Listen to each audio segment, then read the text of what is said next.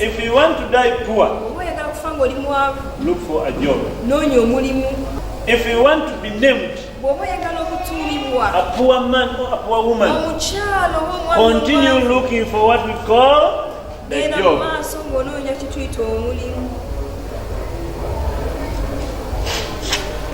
You see? It may confuse you. Why? Once you look for a job, your wages shall be always limited. From here you get limited wages.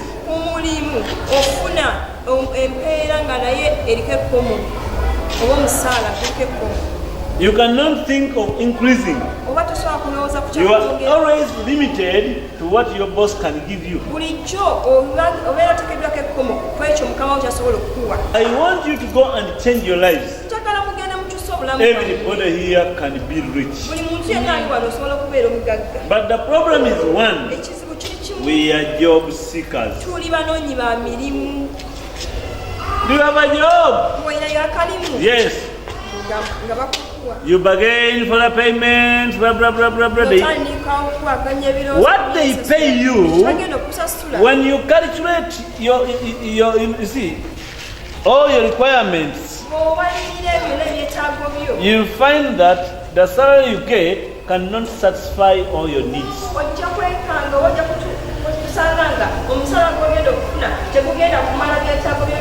It means because your salary is low according to what you need, you end up moving in debt.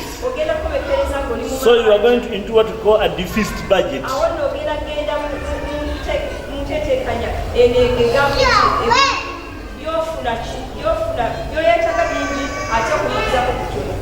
You get a point? Meaning, for example, you have got the salary. You have spent it all. A child is sick. What next? Automatically you have to go and get a loan somewhere. There is no food in the house. You must get a loan or a date from the shops. Now by the time you get the salary for the coming month, you'll find that you have already debts of almost half of your salary. Now, when will you buy a plot? When will you build a house? When will you develop your house? The end result is to die a poor born again, a poor Christian. Why? Because you didn't know what to do. If you want to become rich, create a job for yourself. There you will find yourself employing others.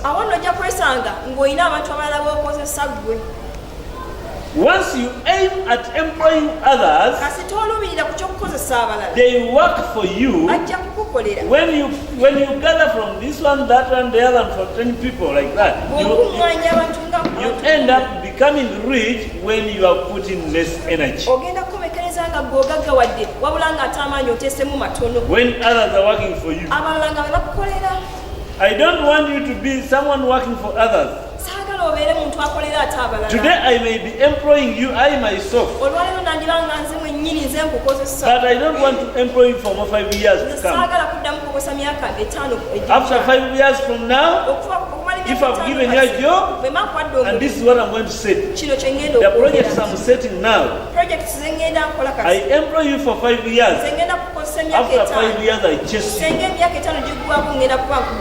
If you are working in a government office, for 5 years, 10 years, you have not set any business, not any project for your family people. But you want also your sons to come and occupy the same office. Your sons have also produced. Even the grandchildren, they want to come and join the same office. That's poverty, gynecological poverty. You see? I don't want this one. I don't want if you are in an office. I don't want your children to come and occupy that office. Had I become like a president or any official of the government, to give you a job in the government, I first look into your life. If your grandfather was a government worker, they must live 5 generations, so that we give another person in your family a job. That's what we should do in order to fight poverty. Now, we are not of that category. Now we are of another category. We are the wise men unto Jesus. Let me give you a simple calculation. There's a problem we have today. We aim at things that do not value in our lives. Ask for your neighbor, where do you live? You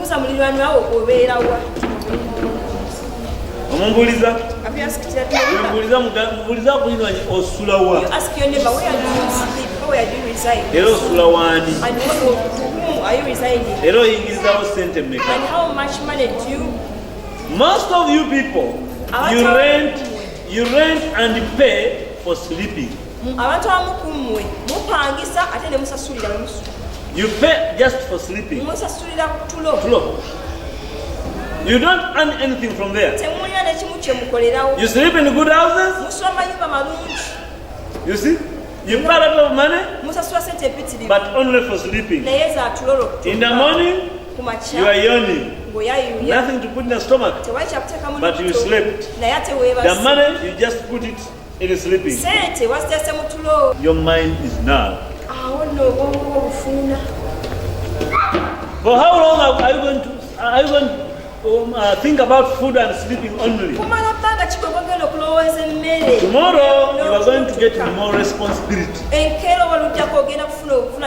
The more you grow, the more responsibility. The more responsibility, the more you need money. And the more you grow, the more you become weak. Am I right? Am I right? Now, let us plan. For example, you are renting town here. Can you think of doing some small business? Let's calculate this business. Like for you youth, if you can set a washing place somewhere, you just need a place where you can access water. It's a one-time investment. You make money. That one is for the starters. You see? That's for the starters. I see these Congolese, they come here in Uganda. They get a simple church. They move with jewelries. And they sell. And they get a lot of money by the way. For us, Baganda, Basoga, Ugandan is mainly. Let me generalize it. Ugandan is. No matter your tribe. You are becoming lazy. With these spice businesses, I cannot do that. How can they see me? Let me tell you, when you leave Uganda and you go to places like Dubai or other areas, other European countries, all the jobs you do there, some of people even you be there cleaning latrines. When you come back here, they don't, you see, you don't want to tell people that I have been cleaning the latrine. Which job have you been doing? Hotel attendant. Supermarket attendant. You have been in the latrine, we know. We only don't want to prophesy upon you. For you people who are settled somewhere, who are having a certain level, let's say you have a simple plot. Now I'm talking to the advanced ones. Not the starters. Because the starters have given you enough time. But you don't want to start. You want to cry, you want to ask, you want to beg, you want to talk about your sorrows with people. Talk about your sorrow with Jesus and with wisdom. And have a plan. Are we together? Now, let us look at this simple business. For the advanced one, you have a simple plot. As you are building that plot, for example, let me say you have bought a plot of 25 by 30. It's just 25 by 30. That's feet. Now, this plot can make for you money. Much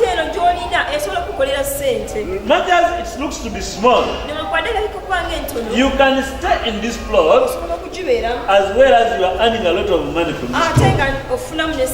What business can we do from here? Many of you people, you are aiming at shops. So, and starting a shop. Let me also go and put a shop there. You get what we call price fluctuation. You have borrowed money from somewhere. You have landed into price fluctuation. You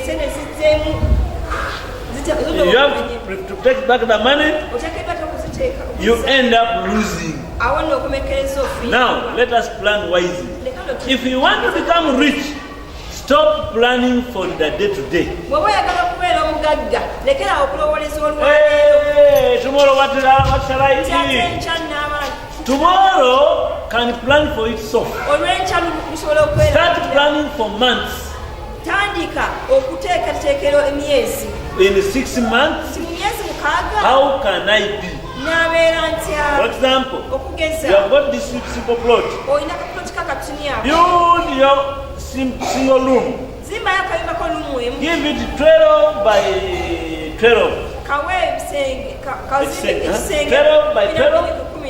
That means that if you take off 12, you are remaining with 13. Then here in front, you take off 12.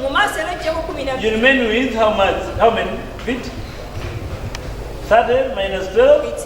18. Now 18 plus 13. In this 18 and 13, that's already a project. Are you together? So I'm going to you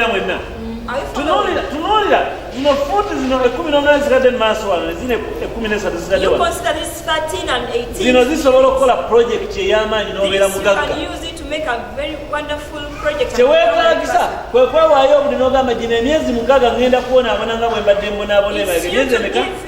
give time to that period. For that investor. If anyone is an investor, gives time of sorrow or pain. Then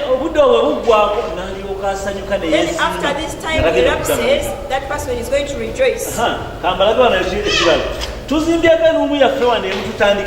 have just built or constructed one. If you have not managed to put a boundary, let us just plant some trees. That live fence, we call it live fence. Now we put the house here in 12 by 12. You get a point? Now this is another problem. We want to have a very big courtyard, a compound. When you want, because you want a compound, you don't even have a car. You see, but you want a big compound. For what? You want to put pavers here. You want to put stones here. You want to put concrete here. For what? You are wasting resources. Plant some greens here, like pasparam. Are you together? When you come here, we cut off this part. We are going to build our poultry house here. This house, we are not going to look after these exotic birds. Ugandans, stop thinking exotically. You think as if you are white. You are not wise, you are blackies. Mind about your country and love your country. Think about what God gave us. Our things we have here, the products we have here in Uganda, they are very expensive.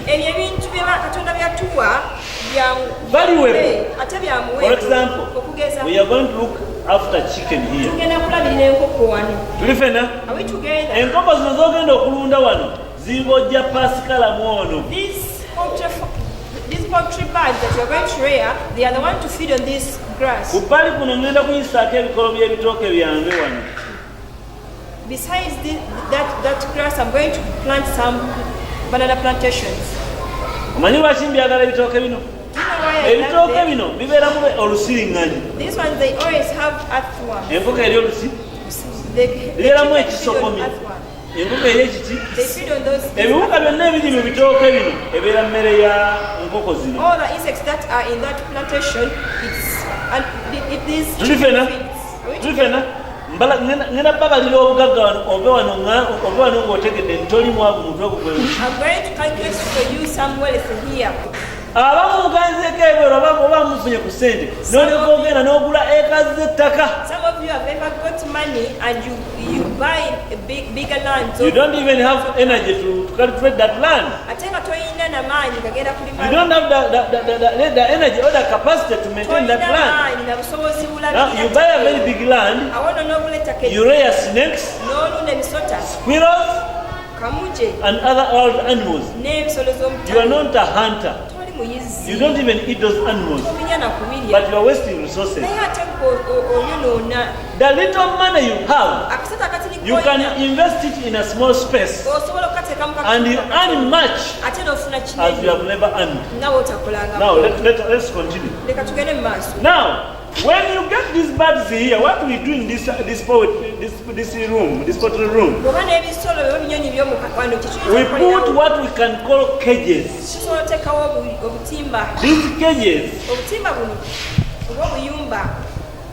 they move on the either side. Now this is the entrance. What's the work of these cages? The work of these cages is to help these layers, these hens, to come and lay their eggs here.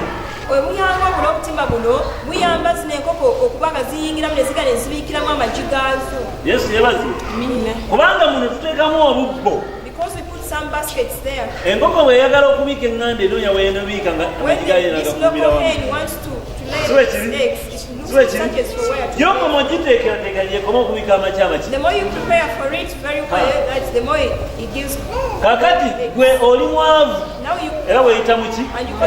Tandika n'enkoko 10. Start with 10 hens. Enkoko 10 ezibiika. The 10 eggs which lay eggs. Ng'oziguza zifuuse miseera. When they are grown up. Mu myezi 2 ku 3 zijja kuba zitandise okukola ki? For 2 or 3 months they start laying eggs. Ziweemu empanga 3. Give them 3 cocks. Zisobole okuba nga zisobola okwalula amagi ago. So that they can hatch their eggs. Enkoko 10 buli nkoko bw'ekwaayo amagi 10. When each hen can give you 10 eggs. Ate ng'ebiika amagi agasingawo. And it can lay more than 10 eggs. Tugenda giwa amagi 10 egaalule. Now we are going to give it 10 eggs and oba si ekyo tusobola ogakolako candling tugatwala mu kyuma netugaaluza. Or if not that, we can take it to the machine to be hatched. Yes, yebazi. Okwewala okufiirwamu akaana n'akatya. To avoid any loss of any chick. Bwe tuba n'enkoko 10 nga buli nkoko tuwadde amagi 10 olwedi tuba tufunye obwana 10. When we're having 10 hens and each hen has given us 10 eggs, already we are having 100 eggs. Yes, yebazi.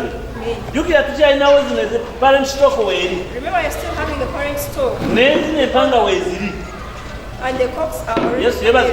Senga Katonda ajja n'akuyamba n'oweza enkoko 10. If God helps when you get to 100 nga zibiika. When they can lay. Kati ngenda kulaga obugagga bwe buli. I'm going to show you where oli mwavu you're not. Kati twagala otandike. Lwaki mbasomesa bino? Why do I teach you all this? Njagala ogende weebake ng'olowooza nnyo ozuuke ng'otandika kukola.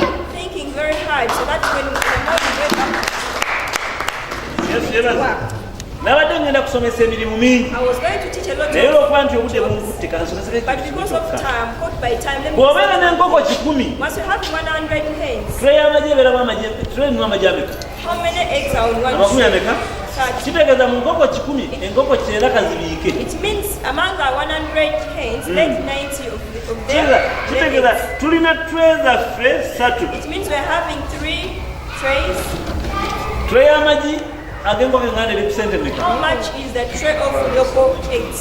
Tulina trays zaffe wano 3 buli We have lunaku 3 trays of eggs. times 20,000. Katugitunda emitwalo 2. Let us sell it at 20.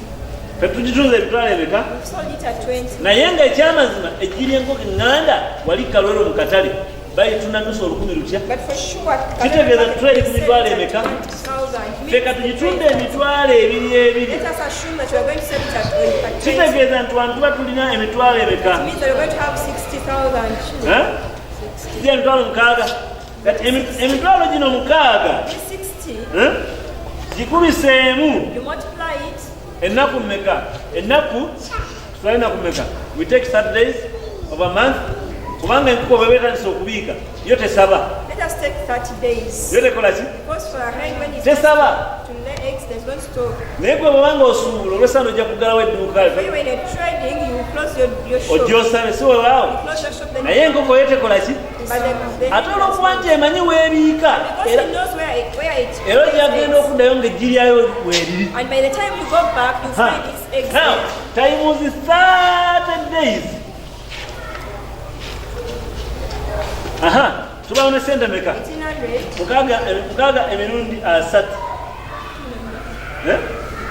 Zimekezi, sente mekezi? Mu mwezi? Tuli mu miliyoni 1.8. Kati wano tulina miliyoni 1.8.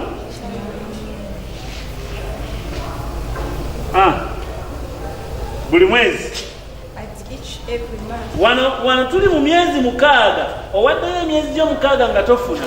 We are within 6 Kati months. oluvannyuma lw'emyezi 6 enkoko zino zitandise okubiika. After the 6th month, Buli mwezi oyingiza sente zino. every month you're going to be earning Ekibuuzo. 1,800,000. Njagala mumpeeyo mayidi omu agende Saudi Arabia ne bamusasula miliyoni My question 1.8. is, I would like you to give me one maid that goes abroad and they pay her or him 1,800,000 shillings.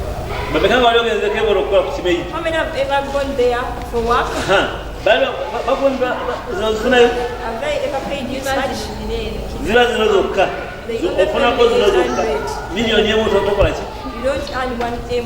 Tolaba ku mwana wo, tolaba ku You don't mukadde see wo. you don't see your children, you don't see your family. Yesu yebazo. Amen. Naye wano oli wakaawo, olya bulungi, onywa bulungi, olina n'obudde obukola You ebirala. have even time for other Osobola things. okuyinza sente zino. You can earn such money. Olwaki oyagala gitunda. You want to sell off your clothes. Onoonya ki? Why? Genda okugemu akasasala kyobeerewo otaliko kukola What ki? are you looking for? Just go and have a Tandika n'enkoko 3. start with 3. Nga bw'obadde obeerawo nga weeya okumala emyezi 26. They are trying Ne yourself. bw'okiwa omwaka, Just give it ojja kuba 1 year. oyingidde wano. You will be earning such money.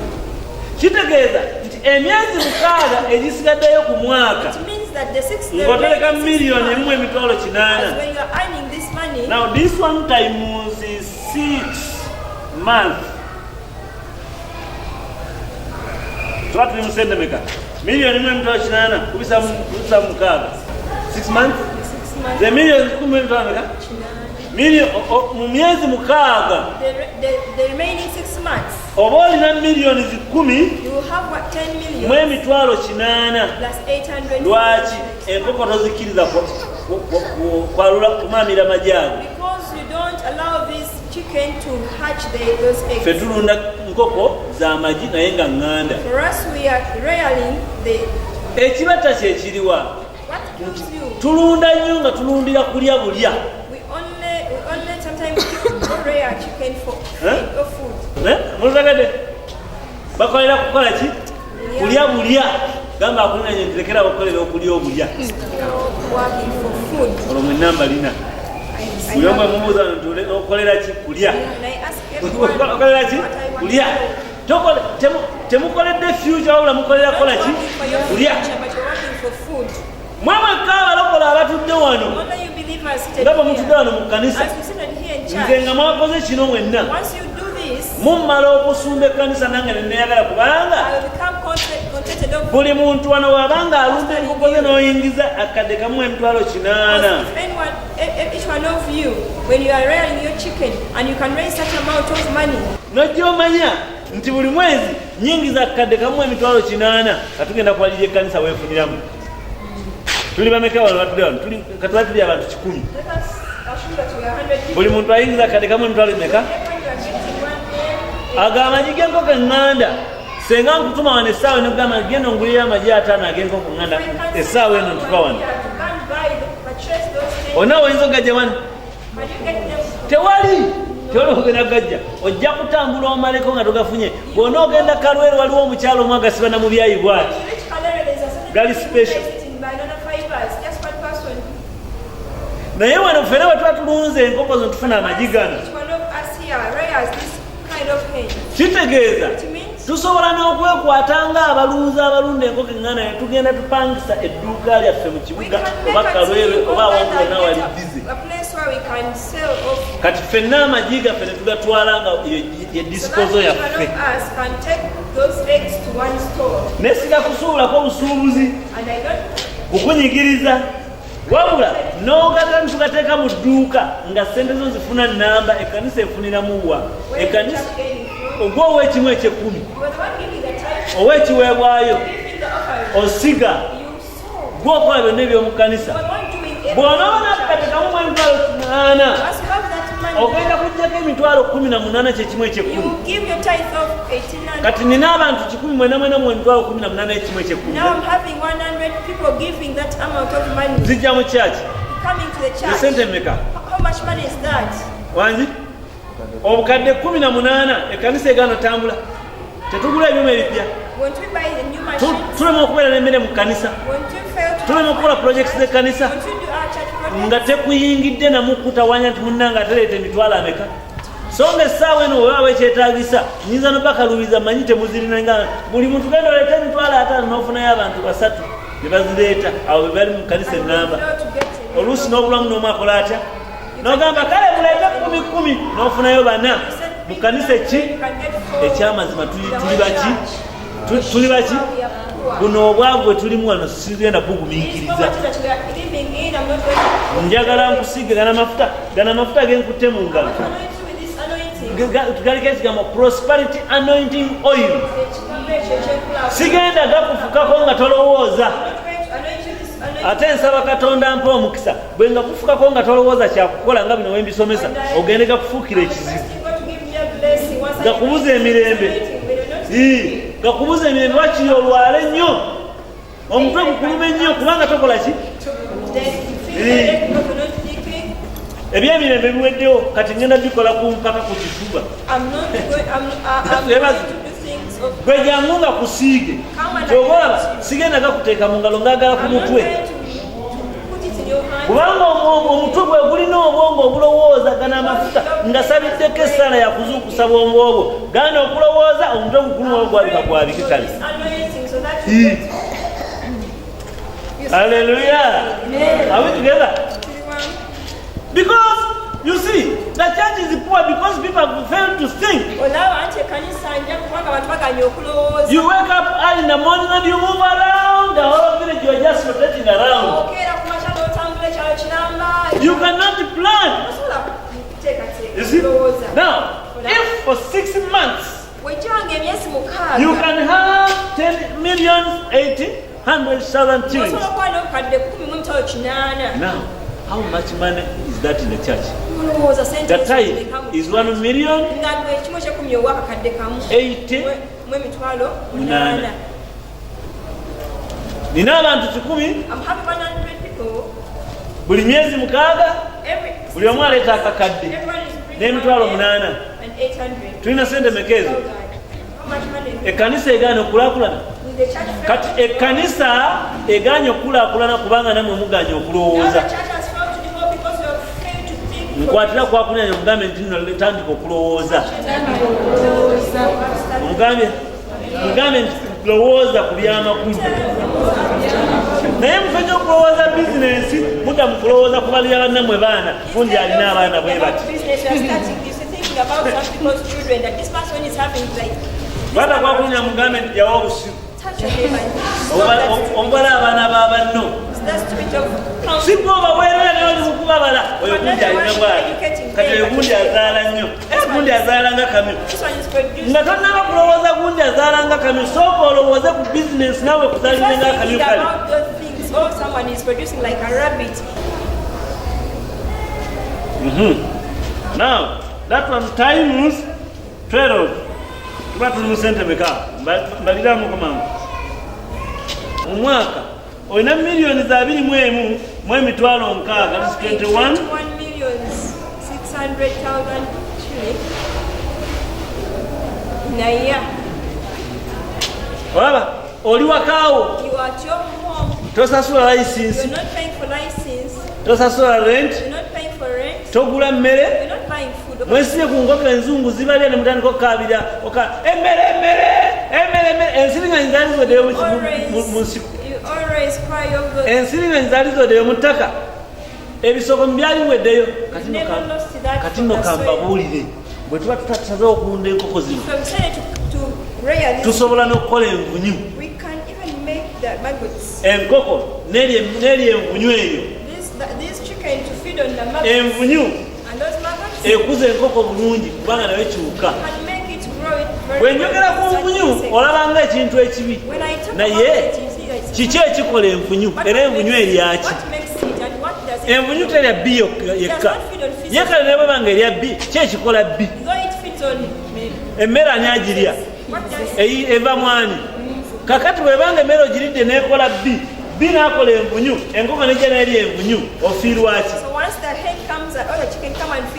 Kola lifestyle y'obulamu bwe ggweyo esigale ng'ekugasa. Tuli fena tusobola okukola envunyu bulungi nnyo. Envunyu ne tuziteera enkoko bwebanga ensiringa ziziweddeyo mu ttaka ne tuzitegekera envunyu ne zirya envunyu ezo. Katunala turize eza biodigesta zebakola ennaku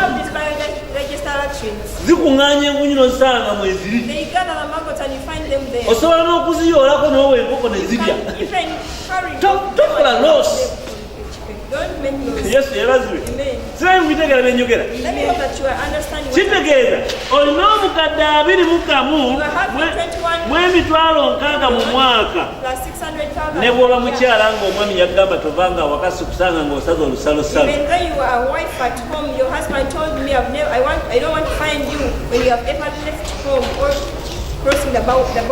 Kitegeera kitegeeza miliyoni zo 21 emitwalo 6 zisobola okusanga awaka. Lwaki kijja kitya? Njagala tukole wano ekibiina ekyaffe nga tulunaku genda babbirako ekyama ekiriwo. Nina access, nkiddemu, nina olukisa olufuna license efulumya amagi gano mu ggwanga ne gagenda ebweru.